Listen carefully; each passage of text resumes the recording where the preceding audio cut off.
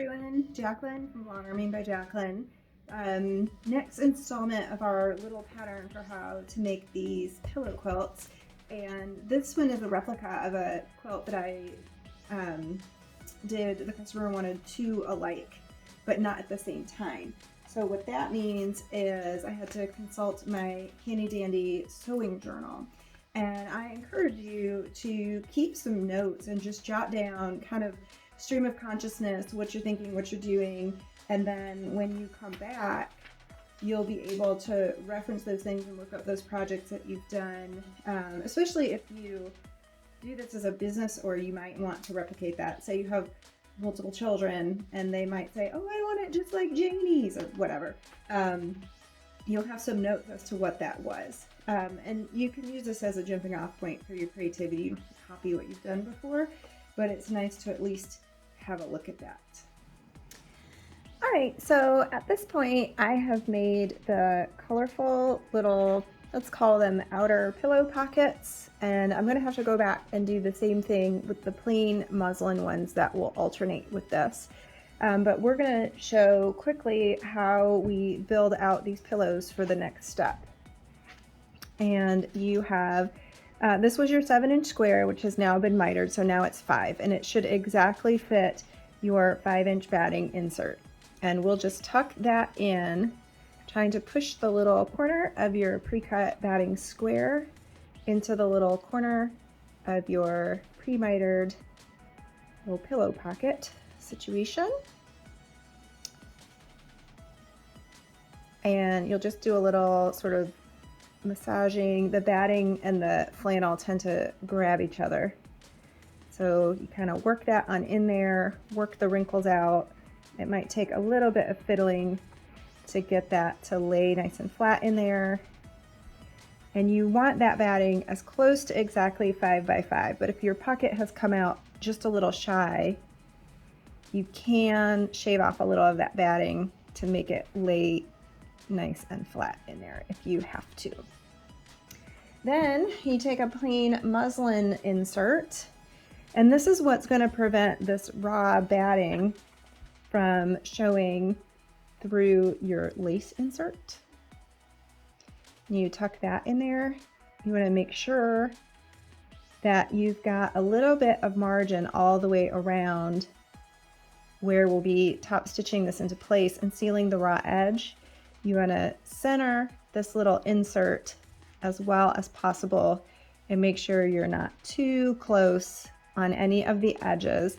Based on the proportions, you should have about a 1/2 inch of overlap, between a 1/2 and a 1/4 inch of overlap all the way around. And then you take your lace insert and same thing, you'll pop that into your pillow pocket on top of the muslin. Make sure it's centered so that your top stitching will catch and secure that all the way around. And when you're happy with the smoothness and the placement of that, you'll just take a pin and secure that and set that in your pile for the next step. So for this next step, we basically have two types of blocks. We have this block, which has the finished edge detail that we're trying to preserve, and then some sides that are just raw. And then we have other blocks that are all raw edges. So the first thing that we're going to do is make some adjustments to a straight stitch.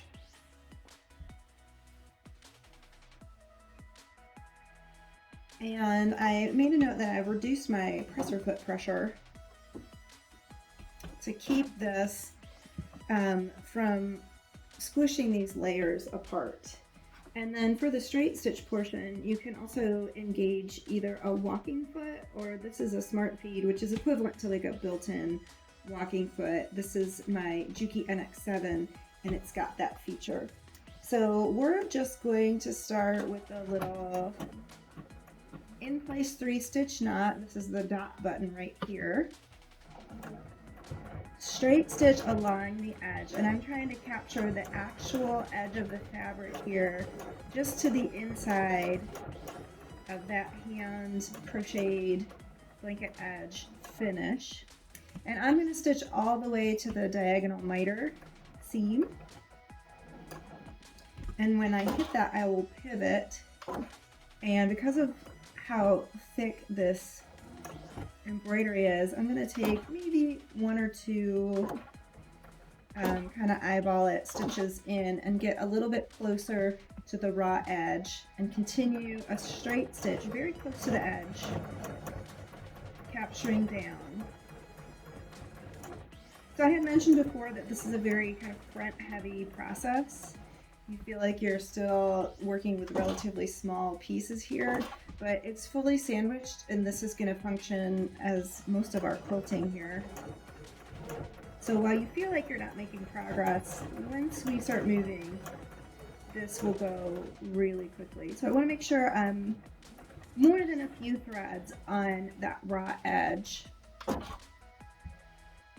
so that I have a nice secure capturing of this edge. We don't want this lifting up and fraying. This is going to be used for children and toddlers, so I do anticipate a good amount of washing. I get concerned about stability and durability. I'm going to come all the way until I intersect that diagonal mitered seam, and for good measure, another 3-stitch in place knot. Lift your presser foot and turn around. I'm not going to do a decorative stitch over this crocheted portion here. So I've reversed my piece around. I'm facing the raw cut edge, which I've just tacked down with a simple straight stitch. And on my machine, it's stitch 312. It's a decorative stitch that is symmetrical from a center line. You've got stitches of varying widths coming out to the side. So this does take a little bit longer because you're staying in place. And I am going to stitch with that center line of stitching as close as I can get it to my original line of stitching. I want the center trunk that goes down the middle to be fully on the fabric. And I want the inner row of sort of little branches that come off of that trunk to be off of that fabric, sort of sealing that edge down and closing that raw edge. So this is going to seal all of my inserts in place. This is going to create all the stabilization and quilting that will go into the blocks and capture that raw edge. Same way you would do with any of the decorative stitches that you might like for applique. This is effectively reverse applique. We're just leaving a window. Try to get your main trunk stitch and kind of a sequence to complete where it hits the miter. Should also intersect your row of stitching on the next side. You just pivot and continue all the way around. And then as I'm approaching the edge here, I'm going to keep sewing, and I tend to go a little bit past. Since this pattern that I've chosen has sort of a horizontal component, I'm going to finish with a horizontal component kind of even to the top of this hand stitch detail. So that does go a little bit past the mitered edge. And then I use my 3-stitch in place and cut the thread. That leaves a little bit of a tail. You will want to come back and trim the little tails. But there is one completed pillow. At that point you can take your pin out.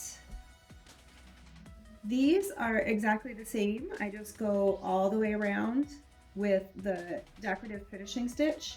And if I have a pillow like this that happens to have 2 finished sides, just anywhere I have a finished edge where I want to preserve the look, I just don't use the decorative thread across that section. And I will double sew down all of the rest. It's kind of suspenders in a belt, but you're going to end up with a really secure, really neat finish. And then on the back you'll have this, that's just a divot from the pin. You'll have a nicely sort of quilted square on the back. And you'll do that about 80 more times. And that's what your finished product is going to look like. I'm going to get a good shot of that.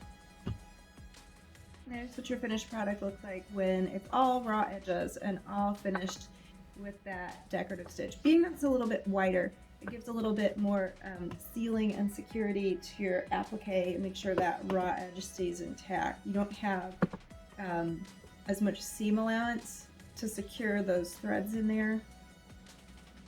So a little bit of extra stitching goes a long way.